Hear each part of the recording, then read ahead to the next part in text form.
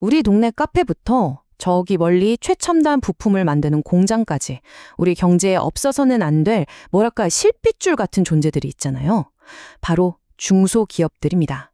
그런데 지금 전 세계의 수많은 중소기업들이 보이지 않는 엄청난 압박에 시달리고 있다고 해요. 오늘 이 시간에는 이들이 마주한 거대한 도전들을 하나씩 들여다볼까 합니다. 자, 이 숫자 57%. 이게 뭘 의미할까요?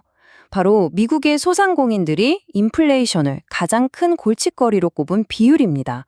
근데 이게 단순히 미국만의 얘기가 아니라는 거죠. 전 세계 중소기업의 숨통을 조이는 이 거대한 압박의 시작일 뿐입니다. 네, 이 압박은 어느 한 나라에만 국한된 게 아니에요. 그래서 오늘은 이 세 가지 핵심 질문을 한번 따라가 보려고 해요. 첫째, 미래를 위한 혁신 자금은 대체 어디서 오는가? 둘째, 지금 당장 몰아치는 이 경제 폭풍 속에서 어떻게 살아남을 것인가? 그리고 마지막으로, 이렇게 급변하는 세계에 어떻게 적응할 것인가? 자, 그럼 첫 번째 질문부터 한번 시작해 보죠. 미래를 바꿀 혁신은 어디서 올까요? 이 답을 찾기 위해서 지금 아주 깊은 고민에 빠져 있는 나라가 있습니다. 바로 일본인데요. 한번 가보시죠. 먼저 딥테크라는 말부터 좀 짚고 넘어가야 할 것 같아요.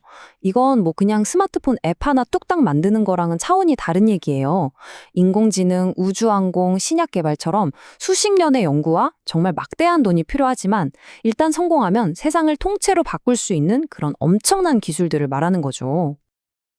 네, 바로 이 그림이 지금 일본이 처한 상황의 핵심을 딱 보여주고 있어요. 1조 원이 넘는 가치를 지닌 유니콘 기업이 태어나려면요. 뛰어난 인재, 좋은 사업, 그리고 자금이라는 이 세 개의 바퀴가 착착 맞물려서 돌아가야 하거든요. 그런데 일본은 인재도 있고 기술도 있는데 정작 이 거대한 기계에 기름을 부어줄 자금이라는 파이프가 꽉 막혀버린 거죠. 아니, 그럼 그 격차가 대체 어느 정도냐? 숫자로 보면 더 확실해집니다.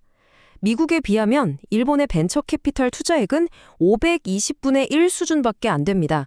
중국과 비교해도 5분의 1 정도에 불과하고요.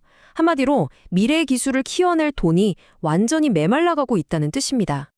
물론 일본 정부도 이 위기를 그냥 넋놓고 보고만 있지는 않습니다. 스타트업 육성 5개년 계획이라는 걸 내놨는데요. 무려 10조 엔, 우리 돈으로 환산하면 거의 90조 원에 가까운 어마어마한 돈을 쏟아부어서 100개의 유니콘을 만들겠다. 그야말로 국가의 명운을 건 승부수를 띄운 거죠. 미래를 위한 투자, 물론 중요하죠. 하지만 당장 오늘을 버텨야 내일도 있는 거 아니겠어요? 이번에는 미국으로 한번 가보겠습니다. 경제 폭풍의 한가운데서 생존을 위해 정말 하루하루 분투하는 중소기업들의 목소리를 직접 들어보시죠. 지금 미국 중소기업 사장님들 머릿속은 그야말로 복잡합니다. 폭풍이 몰아치고 있거든요. 물가는 천정부지로 치솟고 경기는 한치 앞을 내다볼 수 없고 대출 이자 부담은 점점 더 무거워지고 정말 사방에서 파도가 몰아치는 격이죠. 하루하루 버티는 것 자체가 전쟁인 겁니다. 더 큰 문제는 이 폭풍을 버텨낼 구명조끼, 그러니까 돈이 부족하다는 겁니다. 사업주 절반 가까이가 당장 회사를 운영할 자금이 충분하지 않다고 답했어요. 미래 투자? 그건 고사하고 당장 생존 자금 자체가 말라가고 있다는 신호예요. 자, 이렇게 벌이는 줄고 돈줄은 마르고 이 암울한 상황에서 과연 사장님들은 미래를 어떻게 보고 있을까요? 그 속마음 한번 들여다보죠. 결과는 뭐랄까 생각보다 훨씬 더 차가웠습니다. 지금 경제 상황이 좋다고 말한 사업주는 5명 중에 딱 1명꼴이었어요. 도전하고 혁신해야 할 기업가 정신이 이 절망감에 짓눌리고 있는 아주 안타까운 현실이죠. 자, 지금까지는 우리 눈앞에 닥친 파도를 봤다면요. 이제는 아예 바다의 흐름 자체를 바꾸고 있는 거대한 조류를 볼 차례입니다. 유럽에서는 지금 친환경과 자국우선주의라는 이 두 개의 거대한 지각판이 부딪히면서 비즈니스 지형도 자체를 완전히 새로 그리고 있습니다. 이 두 그림이 중소기업이 처한 딜레마를 아주 잘 보여주는데요. 왼쪽은 녹색 전환, 그러니까 정부가 정해놓은 길을 따라가야 하는 과제고요. 근데 오른쪽을 보세요.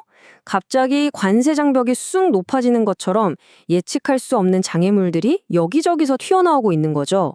그러니까 정해진 길을 가야 하긴 하는데 그 길이 언제 무너질지 모르는 그런 짙은 안개 속을 걷는 기분일 겁니다. 중요한 건 말이죠. 이 거대한 변화의 충격이 모두에게 똑같이 가지 않는다는 점이에요.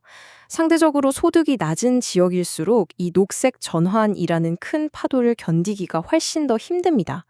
쉽게 말해서 친환경으로 산업 구조가 바뀌는 과정에서 이런 지역의 공장들이 먼저 문을 닫게 되고 또 사람들이 일자리를 잃을 위험이 훨씬 더 크다는 뜻이죠. 결국 프렌드 슈어링, 그러니까 이제 친한 나라들끼리만 공급망을 만들자는 거죠. 이런 흐름이나 탄소 국경세 같은 변화들은 결국 중소기업에게 아주 근본적인 질문을 던지고 있습니다. 새로운 규칙에 적응할 것인가, 아니면 도태될 것인가? 비즈니스의 판 자체가 완전히 바뀌는 지금, 이 변화의 물결은 누군가에게는 침몰의 위기지만 또 다른 누군가에게는 새로운 대륙을 발견할 기회가 될 수도 있겠죠. 자, 정리해볼까요? 혁신 자금은 만마르고 당장의 생존은 위협받고 세상의 규칙은 통째로 바뀌고 이 세 가지 거대한 파도 속에서 중소기업들이 살아남으려면 결국 정부가 든든한 등대이자 방파제 역할을 해줘야 합니다. 그렇다면 어떤 정책들이 필요할까요? 사실 오늘 우리가 살펴본 내용 속에 그 힌트가 다 들어 있습니다. 미래를 위해서는 일본처럼 딥테크에 과감하게 투자하고 또 현재를 위해서는 미국의 중소기업들처럼 힘들어하는 곳에 든든한 안전망을 깔아줘야겠죠. 그리고 유럽의 사례에서 봤듯이 변화의 과정에서 그 누구도 뒤처지지 않도록 공정한 전환을 이끌고 또 예측 가능한 무역 환경을 만들어주는 것. 이 모든 게 함께 가야 하는 겁니다. 자, 마지막으로 여러분께 질문 하나를 던지면서 마무리할까 합니다. 이렇게 위기가 일상이 되어버린 시대에 정부의 지원은 과연 중소기업에게 잠시 빌려 쓰는 구명조끼여야 할까요? 아니면 생존을 위해 항상 착용하고 있어야 하는 산소호흡기가 되어야 할까요? 이 질문에 대한 여러분의 생각은 어떠신가요?